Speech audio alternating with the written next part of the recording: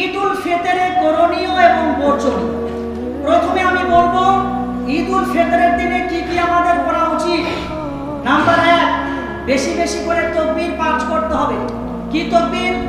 আল্লাহু আকবার, আল্লাহু আকবার, লা ইলাহা ইল্লাল্লাহু, ওয়াল্লাহু আকবার, আল্লাহু আকবার, ওয়ালিল্লাহিল হামদ।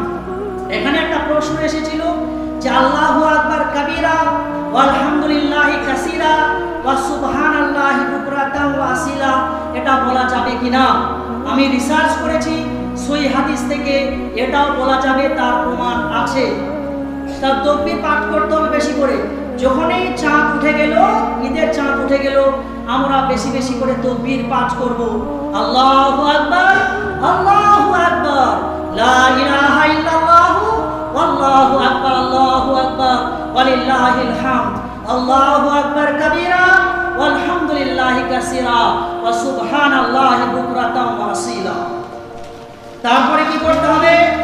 তারপরে ভালো করে শুনবেন, সকাল সকাল গোসল করে নিতে হবে। সকাল সকাল গোসল করে নিতে হবে। আতর সুরমা লাগাতে হবে, সেন্ট রাখতে হবে।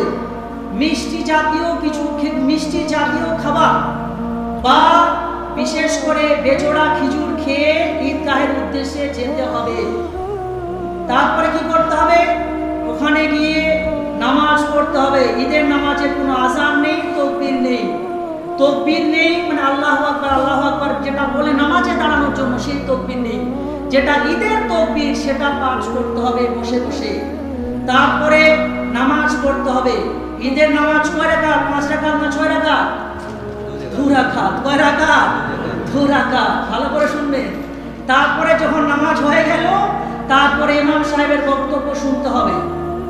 এখানকার কমিটি মাত্র আধা ঘন্টা সময় দিয়েছে নামাজের জন্য। এটা খুব মানে যেখানে কুরবানি নেই, কিছু নেই, রোদ তো হলো, ছাতা নিয়ে যাব, 45 মিনিট 50 মিনিট একটু সময় রাখবে। আরও মসজিদের ইমাম সাহেবরা আছে, 2-5 মিনিট করে বলবে, তা না, এখানকার কমিটি মাত্র আধা ঘন্টা সময় দিয়েছে। আর এবারে কিন্তু ওটা কেশিয়ার সাহেব বলবেন, যিনি নামাজ পড়াবেন, এবং আমরা পাশে থাকবো ইনশাআল্লাহ। আর একটা জিনিস করতে হবে, রাস্তা চেঞ্জ করতে হবে আসার সময়। এক রাস্তা দিয়ে যেতে হবে, আর এক রাস্তা দিয়ে আসতে হবে। এবারে মহিলাদের ঈদগাহে যাওয়া, আজকে বক্তব্যটা একটু সময় লাগবে, একটু সময় লাগবে, 8-7 মিনিট সময় লাগবে। ভালো করে শুনুন। মহিলাদের ঈদগাহে নিয়ে যাওয়ার ব্যাপারে কোনো দলিল আছে? আর মহিলারা যে গ্রামের মসজিদে নামাজ পড়ে, এর কি কোনো দলিল আছে? মহিলারা গ্রামের মসজিদে নামাজ পড়তে হবে, এর কোনো শরীয়তি দলিল নাই। পরিষ্কার কথা। তাহলে মহিলারা নামাজ কোথায় পড়বে? মহিলাদেরকে ঈদগাহে নিয়ে যেতে হবে, তারাও ঈদের নামাজ পুরুষদের পিছনে পড়বে, এটাই শরীয়ত। দলিল, দলিল নাম্বার 1 নাম্বার দলিল, আন উম্মে আতিয়া রাদিয়াল্লাহু আনহা, উম্মে আতিয়া রাদিয়াল্লাহু তাআলা আনহা বলেন, বলেন, আমারানা রাসূলুল্লাহি সাল্লাল্লাহু আলাইহি ওয়াসাল্লাম, রাসূলুল্লাহ সাল্লাল্লাহু আলাইহি ওয়াসাল্লাম আমাদেরকে আদেশ দিয়েছেন। কি আদেশ দিয়েছেন? আন নুখরিজা, যে আমরা যাব। কোথায় যাব? কবে যাব? ফিল ঈদাইন, ঈদের দিন এবং কুরবানির দিন আমরা যাব। কাদের সঙ্গে? নিজের দায়িত্বশীল পুরুষদের সঙ্গে। কারা কারা যাবে? আল আওয়াতিক, স্বাধীন যারা নারী অর্থাৎ যারা স্ত্রী, তারা যাবে। ওয়া জাওয়াতিল খুদুর, যে মহিলারা বাড়ি থেকে বের হয় না, পর্দার সঙ্গে থাকে, তারাও ঈদের দিন পর্দার সঙ্গে ঈদগাহে নামাজ পড়তে যাবে। দলিল হচ্ছে ওয়া জাওয়াতিল খুদুর। তারপরে আর কারা যাবে? ওয়া আমারাল হুইয়াস, হুইয়াস বলা হয় সেই সমস্ত নারী যাদের প্রিয় প্রথম, যাদের পিরিয়ড এসেছে, যাদের রজস্রাব চলছে, যাদের মাসিক চলছে, তারাও ঈদের দিন ঈদগাহে নামাজ পড়তে, তারা ঈদগাহের দিন যাবে। কোথায় যাবে? ঈদগাহে যাবে। কিন্তু আইয়াতাসিল না, তারা নামাজ থেকে বিরত থাকবে। কারণ আমরা জানি বা জানতে হবে, হায়েজের সময়, পিরিয়ডের সময়, রজস্রাবের সময় নামাজ পড়া যায় না। তাহলে তারা ঈদগাহে যাবে বটে, কিন্তু নামাজ থেকে দূরে থাকবে। কি করবে তারা? ওয়া ইজাবাতা দাওয়াতিল মুসলিমিন, তারা মুসলমানদের দোয়াতে শরীক হবে। এই হাদিস প্রমাণ করছে মহিলাদেরকেও ঈদগাহে নিয়ে যাওয়ার ব্যবস্থা করতে হবে। কিন্তু কি করে ব্যবস্থা হবে?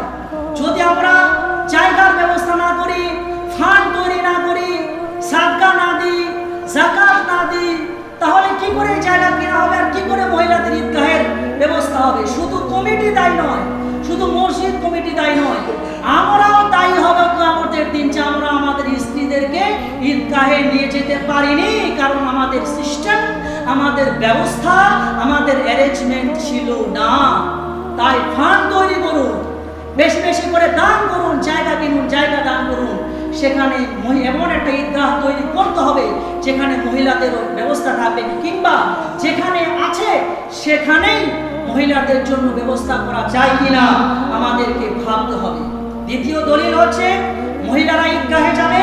এর দ্বিতীয় দলিল আন আবি সাঈদ আল খুদরি, আবু সাঈদ খুদরি রাদিয়াল্লাহু তাআলা আনহু থেকে বর্ণিত, তিনি বলেন খারাজা রাসূলুল্লাহ সাল্লাল্লাহু আলাইহি সাল্লাম আযহা ও ফিতরিন, নবী সাল্লাল্লাহু আলাইহি সাল্লাম ঈদুল ফিতরের দিন কিংবা ঈদুল আযহার দিন বের হলেন।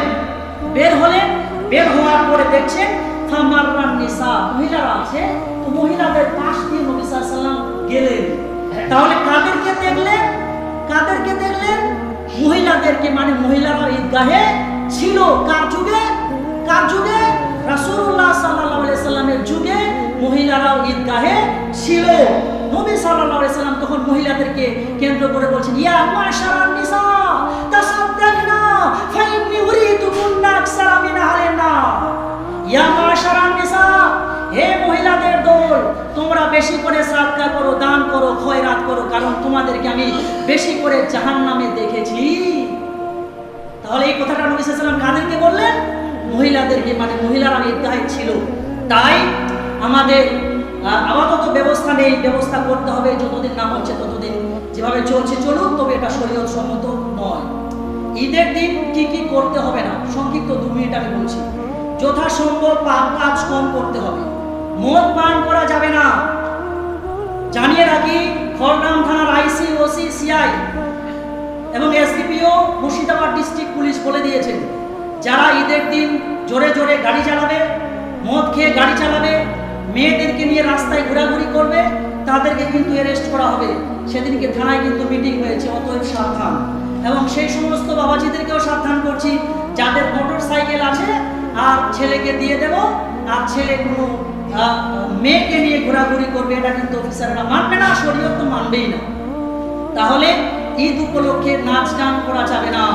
ঈদ হবে একমাত্র আল্লাহ তাআলাকে সন্তুষ্ট করার জন্য। তাই আল্লাহ তাআলার কাছে দোয়া করি, হে আল্লাহ, আপনি আমাদেরকে এই রোজা, তারাবির নামাজ, লাইলাতুল কদরের রাতে রাত জাগা, তারপরে হচ্ছে ফিতরা দেওয়া, ঈদুল ফিতরের নামাজ পড়া, সব কিছুর মাধ্যমে আমাদের সমস্ত পাপ কাজকে ক্ষমা করে দাও। আমিন।